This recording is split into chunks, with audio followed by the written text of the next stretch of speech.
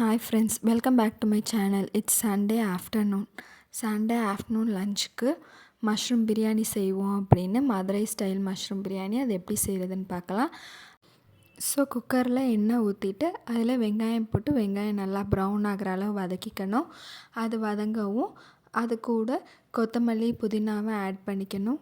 அதுவும் கொஞ்சம் வதங்கின உடனே அது கூட இஞ்சி பூண்டு பேஸ்ட்டு கொஞ்சம் தயிர் சேர்த்து அதுவும் நல்லா கொதி வரவும் அது கூட மிளகாய்த்தூள், மல்லித்தூள், அதுக்கப்புறம் பட்டை, கிராம்பு, ஏலக்காய் இது 3 மட்டும் சேர்த்து அரைச்ச பவுடர் அதையும் சேர்த்துக்கிறோம். வேறு எந்த மசாலாவும் இல்லை, வெறும் இந்த மசாலா மட்டும் ஆட் பண்ணால் போதும். இது போட்டு நல்லா வதக்கின பிறகு அது கூட மஷ்ரூம் ஆட் பண்ணிக்கிறோம். நல்லா சின்ன சின்னதாக கட் பண்ண மஷ்ரூம்ஸ் ஆட் பண்ணிவிட்டு அதை கொஞ்சம் நேரம் க்ளோஸ் பண்ணி வைக்கிறோம். அதனால தண்ணி விட்டு அதை நல்லா வெந்த உடனே அதுக்கப்புறம் லாஸ்ட்டாக தக்காளி ஆட் பண்ணிக்கிறோம். இந்த மதுரை ஸ்டைல் பிரியாணிக்கு தக்காளி லாஸ்ட்டாக தான் ஆட் பண்ண போகிறோம்.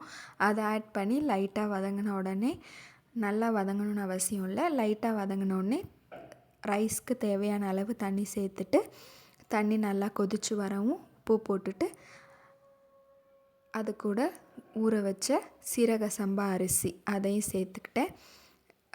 ஒரு 15 மினிட்ஸ் குக்கர் சிம்மில் வச்சு வேக விட்ட பிறகு பார்த்திங்கன்னா நல்லா உதிரி உதிரியாக சூப்பராக இருந்துச்சு பிரியாணி.